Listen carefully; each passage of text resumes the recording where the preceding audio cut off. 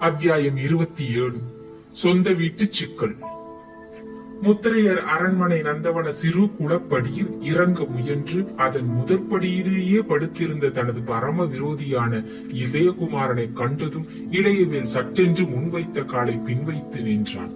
இதயகுமாரன் மிக நிம்மதியாக தனது சொந்த வீட்டில் உறங்குவது போல் உறங்கிக் கொண்டிருந்ததையும், பயங்கரமான எதிரிகள் மத்தியில் இருக்கிறோமே என்ற அச்சம் அவன் முகத்தில் சிறிதளவும் இல்லாததையும், ஓரளவு புன்முறுவல் கூட இதயகுமாரன் சுந்தர வதனத்தில் படர்ந்து கிடந்ததையும் கண்ட இளையவேல் எதிரி மீது பொறாமையே கொண்டான்.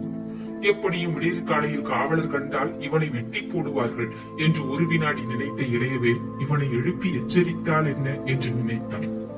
இதயகுமாரனிடம் வாள் இருப்பதையும், கச்சையில் கட்டப்பட்ட அந்த வாளும் அவன் துணைவனைப் போல அவன் பக்கத்தில் படுத்திருந்ததையும், தான் எழுந்து வந்த அவசரத்தில் வாளை இடையில் கட்டிக்கொள்ளாததையும் எண்ணியதால் அது புத்திசாலித்தனம் அல்ல என்று முதலில் முடிவுக்கு வந்தாலும் அந்த முடிவை மாற்றிக்கொண்டு இதயகுமாரா என்று மெல்ல அழைத்தான்.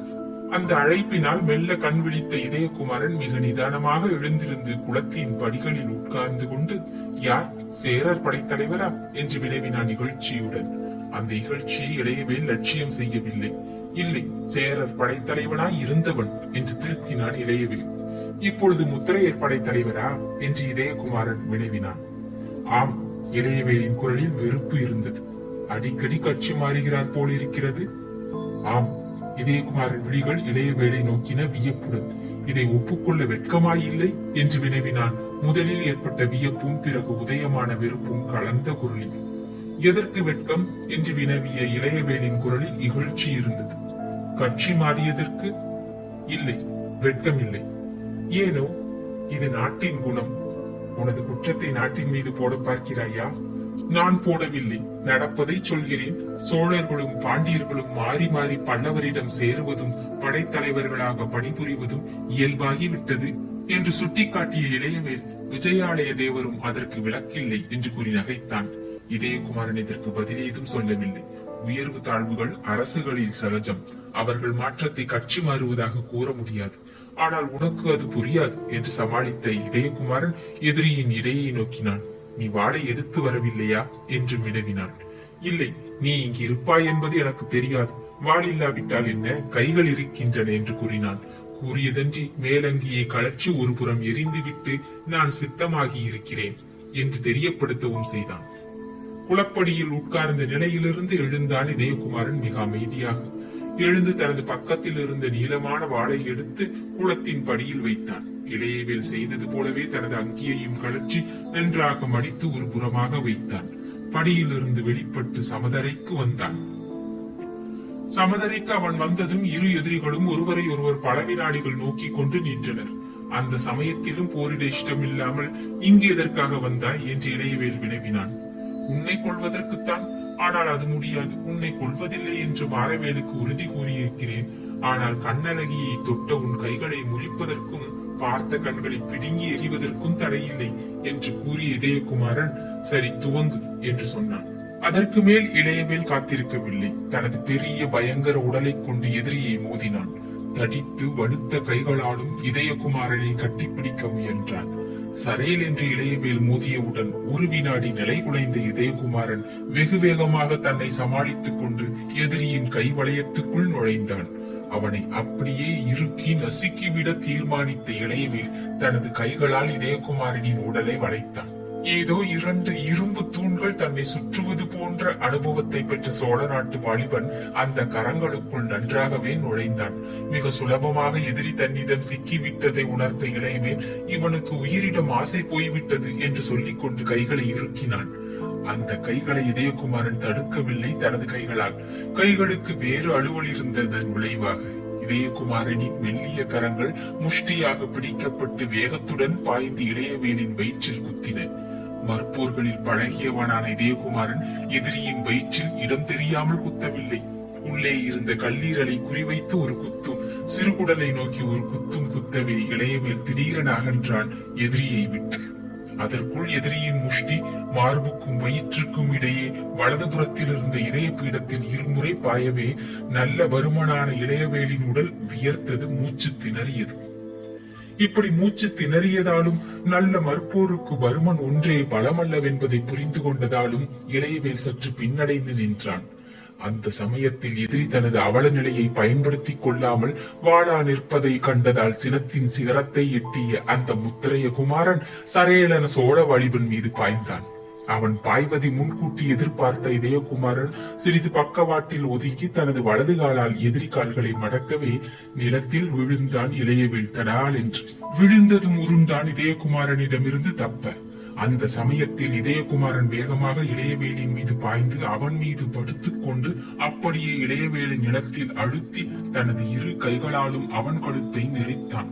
அந்த சமயத்தில் மாரவேலுக்கு கொடுத்திருந்த சத்தியத்தை மறந்தான் இதயகுமாரன். வஞ்சியின் நந்தவனத்தில் கண்ணழகியின் நிலை அவன் கண்ணெதிரே எழுந்ததால் இளையவேலின் பெருங்கழுத்தை பிடித்து ஊட்டியையும் திருகினான். இளையவேலின் கண்கள் அந்த இரும்பு பிடியில் பிதுங்கிவிடும் நிலைக்கு வந்தன. அதில் மெல்ல அச்சமும் உதயமாயிற்று. தனது அந்திம காலம் வந்துவிட்டதை உணர்ந்த இளையவேல் அப்பொழுதும் ஒரு தந்திரத்தில் இறங்கினான். மாரவேல் மாரவேல் என்று இருமுறை தனது பாட்டன் பெயரை உச்சரித்தான். அதை கேட்டதும் இதயகுமாரன் கைகள் அகன்றன. ஏதோ விசையால் அகற்றப்பட்ட எந்திரம் போல. அடுத்த வினாடி இதயகுமாரன் சரையலென தள்ளப்பட்டான் இளையவேலின் பெரும் உடலால். அதே உடல் சிறிய மலை போல இளையவேலின் மார்பில் உட்கார்ந்தது. அவன் பெரிய கைகள் இதயகுமாரின் கழுத்தை யமப்பிடியாக பிடித்தன. இதயகுமாரன் நினைவை இழந்துவிடும் நிலைக்கு வந்தான். யமலோகத்தின் வாயில் எட்ட புலப்படுவது போலிருந்தது அவன் அகக்கண்களுக்கு. அந்த சமயத்தில் தான் வந்தது பெரும்பிடுகு முத்திரையர் குரல். போதும் நிறுத்து என்று. இளையவேலின் கைகளை அந்த அதிகார குரல் நீக்கியது இதயகுமாரன் கழுத்திலிருந்து. இதயகுமாரன் எழுந்து உட்கார்ந்து தனது கழுத்தை தடவிக்கொண்டான். பிறகு இளையவேலையும் நோக்கி சற்று எட்ட நின்றிருந்த பெரும்பிடுகு முத்திரையரையும் நோக்கினான். இளையவேலின் முகத்துக்கும் பெரும்பிடுகர் முகத்துக்கும் இருந்த ஒற்றுமை பெரும் அதிர்ச்சியை தந்தது இதயகுமாரனுக்கு. மாரவேலின் கதையின் மர்மம் மெல்ல புரிந்தது சோழ நாட்டு வாலிபனுக்கு. அடுத்து உட்கார்ந்த நிலையிலிருந்து எழுந்து நின்ற இதயகுமாரன், மிக்க நன்றி, என் உயிரை காப்பாற்றினீர்கள் என்றான் பெரும்பிடுகரை நோக்கி. முத்திரையர் பூபதியின் பெரிய இதழ்களில் புன்முறுவல் அரும்பிற்று. வியப்புடன் அவர் கண்கள் இதயகுமாரனை நோக்கின. பிறகு சற்று எட்ட கிடந்த வாளை நோக்கின. அது உன்னுடைய வாழ்தானே என்று வினவின அவர் உதடுகள். ஆம் என்றான் இதயகுமாரன் அவர் கேள்வியின் பொருள் புரியாமல். ஆயுதம் இருக்கும் பொழுது இவனை ஏன் கொல்லாமல் விட்டாய் என்று வினவினார் இதயகுமாரனை நோக்கி. அதற்கு காரணம் என்று சொல்ல முற்பட்ட இளையவேளை பெரும்பிடுகரின் கை ஒரு அசைவு நிறுத்தியது. அவனை சொல்லட்டும் என்று அவர் சொன்னார். இளையவேலிடம் வாளில்லை என்று காரணம் சொன்னான் இதயகுமாரன். அதனால் மற்போரில் இறங்கினாய் என்று கேட்டார் பெரும்பிடுகர். ஆம் என்பதற்கு அறிகுறியாக தலையை அசைத்தான் இதயகுமாரன். பெரும்பிடுகர் நகைத்தார் பயங்கரமாக. உன்னை கொல்ல ஒரு சிங்கம் வருகிறது, என்ன செய்வாய் என்று கேட்டார் முத்திரையர் பூபதி. வேலெறிந்து கொல்லுவேன். இதயகுமாரன் பதில் திட்டமாக வந்தது. ஏன்? அது மிருகம். மிருகத்துக்கும் மனிதனுக்கும் என்ன வித்தியாசம்? மனிதன் பேசுகிறான் என்று இதயகுமாரன் வாசகத்தை முடிக்கவில்லை. அதுதான் மனிதனின் ஒரே சொத்து, அதனால் தான் அவன் கெட்டு போகிறான் என்று பெரும்பிடுகர், இருவரும் என்னுடன் வாருங்கள் என்று உத்தரவிட்டு முன்னே நடந்தார். இருவரும் பேச வழியின்றி பின்தொடர்ந்தனர். அன்று காலையில் ஏற்பட்ட வினோத சம்பவங்களால் இதயகுமாரன் தனது வாளை எடுத்துக் கொள்ளவும் மறந்து பெரும்பிடுகரை பின்தொடர்ந்தான். சுற்றுமுற்றும் நோக்கவும் செய்தான் சந்திரலேகாவை. அழகிய நந்தவனத்தில் இருந்த மலர்களின் நறுமணம் எங்கும் பரவி கிடந்தது. ஆங்காங்கு மரங்கள் அடர்த்தியாய் இருந்ததை கண்ட இதயகுமாரன் முத்திரையர்களின் பாதுகாப்பு முறைகளை உள்ளூர சிலாகித்துக் கொண்டான். எந்த ஆயுத வண்டியும் இந்த மரக்கூட்டங்களை தாண்டி இந்த அரண்மனை பக்கம் வர முடியாது என்று சொல்லிக் கொண்டான் உள்ளூர. எங்கும் நடமாடிக்கொண்டிருந்த வீரர் கூட்டம் அந்த ஊருக்கு அளித்த பாதுகாப்பு சாதாரண மனிதனுக்கு அச்சமூட்டி இருக்கும் என்றாலும் வீரனான இதயகுமாரனுக்கு சந்துஷ்டியே அளித்தது. நோய்வாய்ப்பட்டிருந்ததால் அரண்மனை படிகளில் சிரமப்பட்டு பெருமூச்சு விட்டு ஏறிய பெரும்பிடுகு முத்திரையரை கண்ட இதயகுமாரன் அவன் மகாவீரன் என்பதை புரிந்து கொண்டான். கொலை கொள்ளைகளில் ஈடுபடாதிருந்தால் முத்திரையர் பெரும் அரசை தஞ்சையில் நிறுவி இருக்க முடியும் என்று தனக்குள் சொல்லிக் கொண்டான். இவர்களை முறியடிக்க கூடியது இவர்களின் அதர்மமே தவிர வீரத்தால் போரால் இவர்களை முறியடிக்க முடியாது என்று மனதில் முடிவு கட்டினான் இதயகுமாரன். இந்த நிலையில் பாட்டனுடனும் பேரனுடனும் முத்திரையர் மாளிகைப்படியின் உச்சிக்கு வந்த இதயகுமாரன் சுற்றும் முற்றும் நோக்கினான். அப்பொழுது சூரியோதய வேலை வந்து விட்டதால் அரண்மனை பெரும் சதுக்கத்தில் அணிவகுப்புக்கு வீரர் திரளலாயினர். அந்த பெரும் சதுக்கம் அரண்மனை எல்லாம் தமக்கு சொந்தம் என்பதை எண்ணிய இதயகுமாரன் உள்ளே உரிமையின் வேகம் கொந்தளிக்க சட்டென்று திரும்பி மாளிகைக்குள்ளே நுழைந்தான். அங்கு பெரும்பிடுகர் தனது அறைக்கு வந்ததும் பணிப்பெண்ணை அழைத்து, இவனுக்கு சகல சௌகரியங்களையும் செய்து கொடு, பிற்பகல் உணவின் போது சந்திக்கிறேன் என்று உத்தரவிட்டான். இளையவேளை மட்டும் தன்னுடன் நிறுத்திக் கொண்டான். இதயகுமாரனுக்கு அந்த அரண்மனையில் ராஜோபச்சாரம் நடந்தது. அவன் வாவிக்கரையில் விட்டு வந்த அவன் வாளையும் உணவு நேரத்துக்கு முன்பு அவனிடம் சேர்ப்பித்தாள் பணிப்பெண். பிற்பகல் உணவு அனைவருக்கும் பெரும்பிடுகர் அறையிலேயே பரிமாறப்பட்டது. உணவு அருந்திய சமயத்தில் உள்ளே நுழைந்த மாறன் பரமேஸ்வரன் இதயகுமாரனை ஒருமுறை உற்று பார்த்து, இவனைத்தானே சொன்னீர்கள் என்று தந்தையை கேட்டான். ஆம் என்றார் பெரும்பிடுகர். மகனே, தமிழகத்தின் சிறந்த வீரனை நமது எதிரியை பார் என்று மாறனிடம் கூறினார். மாறன் ராட்சச விழிகள் வியப்பால் மலர்ந்தன. சிறந்த வீரனா, நமது இளையவேளை விடவா என்று வினவினான் மாறன் இதயகுமாரனையும் தனது மகனையும் மாறி மாறி நோக்கி. பெரும்பிடுகர் உணவு தட்டில் இருந்து சாதத்தை ஒரு பிடி கையில் எடுத்துக் கொண்டார். வாயில் போடும் முன்பு இளைய முத்திரையனை கொல்ல இருந்தான் சற்று முன்பு என்று சர்வசாதாரணமாக அறிவித்துவிட்டு சாதத்தின் பெரும் உருண்டையை வாயில் திணித்துக் கொண்டார். மாறன் கண்கள் வியப்புடன் நோக்கின இதயகுமாரனை. பிறகு தந்தையை நோக்கி, அப்படியானால் இவன் ஏன் உயிருடன் இருக்கிறான் என்று வினவினான்.